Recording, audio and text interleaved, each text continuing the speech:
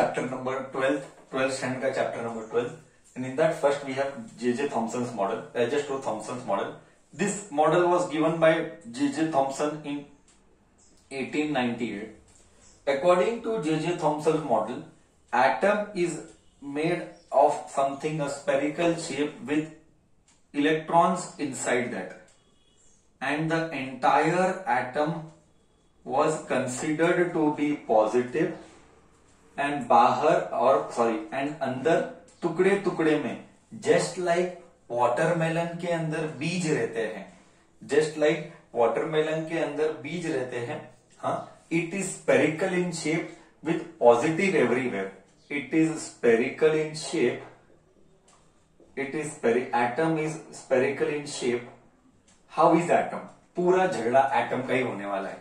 आने वाले नेक्स्ट 2-3 घंटे में हम सिर्फ एटम का ही झगड़ा करने वाले हैं और किसी का झगड़ा नहीं करेंगे कि मॉडल कैसे कैसे ट्रांसफॉर्म होता गया.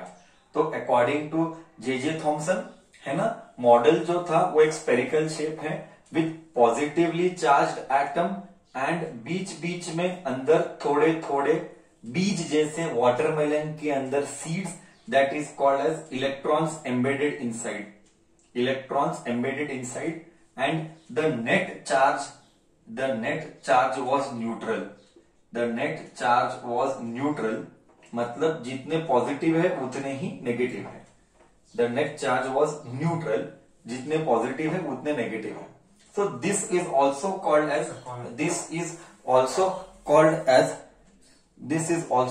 as plum pudding model. Okay, this is also called as plum pudding model.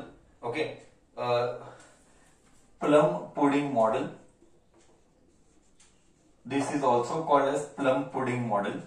Okay, वो plum pudding है ना, एक टाइप ऑफ फूड है. प्लम पुडिंग एक टाइप ऑफ फूड है जो कि फॉरेन में जाते. अब मेरी जानकारी तो उसमें नहीं है, मैं क्या तो भी बोलूं प्लम पुडिंग कैसा रहता है. I don't know much about foreign food. God knows कैसे होता होगा, हम तो देसी आदमी हैं. हाँ, okay. So it is also called as plum pudding model. But then there are lots of things which Thomson's model could not explain. What was that lots of things which Thomson's model could not explain? First one, failure. It could not explain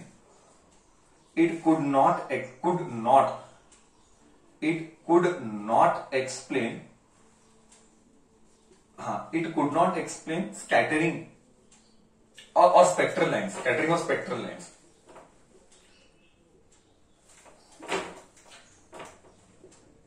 It could not explain spectral lines that was observed in hydrogen and other atoms.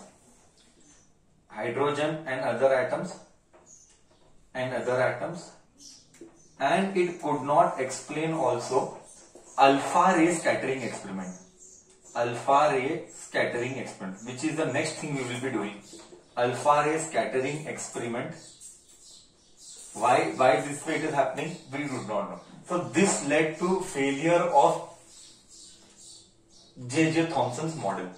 Point ये है कि at least J.J. Thompson ने एक background तो बना के दिया कि एटम में क्या होता होगा, कि एटम एक स्पेरिकल शेप का होता होगा, उसके अंदर हमारे पास इलेक्ट्रॉन अंदर ऐसा है, एंड फिर पूरा का पूरा पॉजिटिव चार्ज आदमी है. एक ऊपर का आउटलाइन दिया J.J. थॉमसन ने कि एटम कैसा दिखता होगा, बट बहुत सारी चीजें वो एक्सप्लेन नहीं कर पाया, इसीलिए ये मॉडल को डिस्कार्ड किया गया. डिस्कार्ड यानी नॉट एक्सेप्टेड. देन उसके बाद नेक्स्ट आदमी पिक्चर में आया, वो थे अल्फा रे स्कैटरिंग एक्सपेरिमेंट, और वो किया गया था रुदरफोर्ड ने. ठीक है.